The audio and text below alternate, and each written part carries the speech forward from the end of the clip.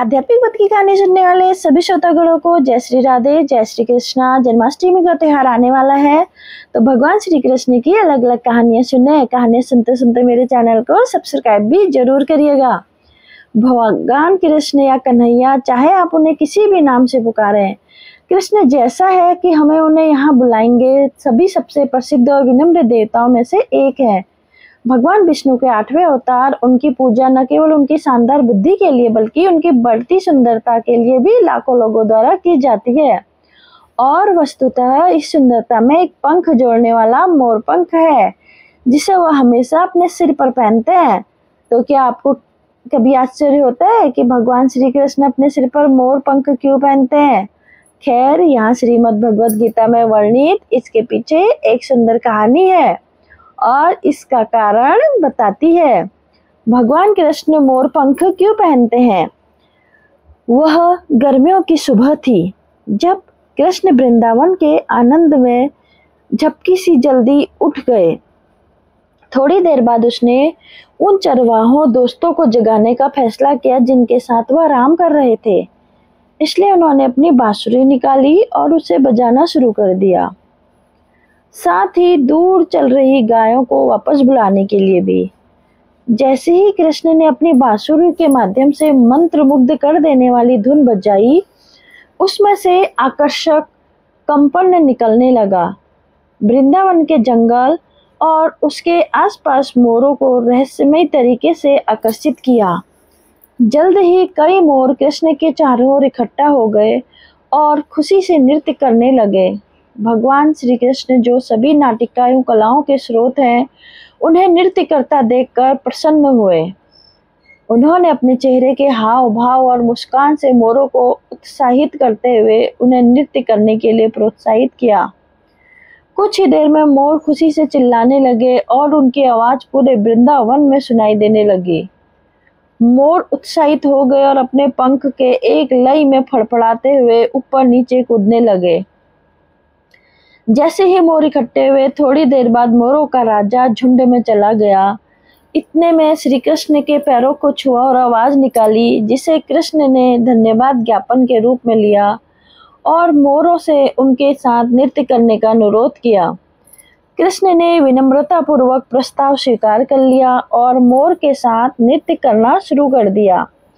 जैसे ही कृष्ण मोर के साथ शामिल हुए, मोर ने कृष्ण के कदमों की लय से मेल खाने के लिए अपनी आवाज की गति बढ़ा दी। बांसुरी और मोर दोनों ही धुन से सारोबोर। भगवान कृष्ण ने अपने कदमों की गति इतनी बढ़ा दी कि कुछ मोर उनकी गति के साथ नहीं रह सके। वृंदावन वन के चारों ओर से जानवर भगवान और मोरों का नृत्य देखने के लिए एकत्र हो गए। यहाँ तक कि भगवान कृष्ण की बांसुरी भी अपने गुरु के अभूतपूर्व प्रदर्शन को देखकर अपने आप ही एक मनमोहक धुन बजाने लगी। वृंदावन की पहाड़ियों के शीर्ष से देखने पर प्रदर्शनी अत्यंत अद्भुत थी। भगवान कृष्ण और मोर बहुत देर तक नाचते रहे और स्वाभाविक रूप से थोड़ी देर के बाद मोर थक गए और नृत्य करना बंद कर दिया। लेकिन भगवान कृष्ण अब तक किसी और लोक में थे। उसके लिए दुनिया अनुपस्थित थी, क्योंकि वह खुशी में नाचते रहे। कई दिनों बाद जब वो रुके तो मनमोहक सन्नाटा सा छा गया। तभी मोरों का राजा भगवान कृष्ण के पास पहुंचा। कृतज्ञता की मुद्रा में उन्होंने उन्हें प्रणाम किया और कहा, हे परमेश्वर, आपने आनंद का उत्सव बनाया है, जिसके लिए हम सदैव आपके ऋणी रहेंगे। आपको गुरु दक्षिणा देना हमारा कर्तव्य है। मैं आपसे अनुरोध करता हूँ कि आप हमारे एकमात्र ऐश्वर्य यानी हमारे पंखों को स्वीकार करें। कृपया इन्हें सजावट के तौर पर अपने मुकुट पर पहने। जैसे ही मोर ने इतना कहा, उसने श्री कृष्ण के चारों ओर अपने कई दिव्य पंख गिरा दिए। भगवान श्री कृष्ण ने कृपा पूर्वक उनमें से कुछ को उठाया और अपनी पगड़ी में रख लिए, और तब से सर्वोच्च देवता अपने सिर पर मोर पंख धारण करने लगे। तो कहानी में हमें क्या शिक्षा मिलती है? यह सरल कहानी हमें सिखाती है कि हमें दी गई छोटी से छोटी चीज के लिए भी हमेशा आभारी रहना चाहिए और बदले में हमें अपने पूरे दिल से भक्ति से भगवान को अपना सर्वश्रेष्ठ अर्पित करना चाहिए। भगवान श्री कृष्ण हमें सिखाते हैं कि जब हम किसी से कुछ मिलता है तो हमें उसके भौतिक मूल्यों का विश्लेषण किया बिना उसे पूरे दिल से स्वीकार करना चाहिए। ऐसा करना देने वाले के प्रति सम्मान का प्रतीक है और आपको जीवन में छोटी छोटी चीजों को भी सराहना सिखाता है।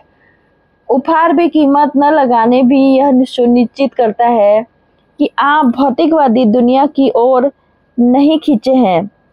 यही दर्शन जैन विद्यानों में अपने अपरिग्रह सिद्धांत में सिखाया गया है।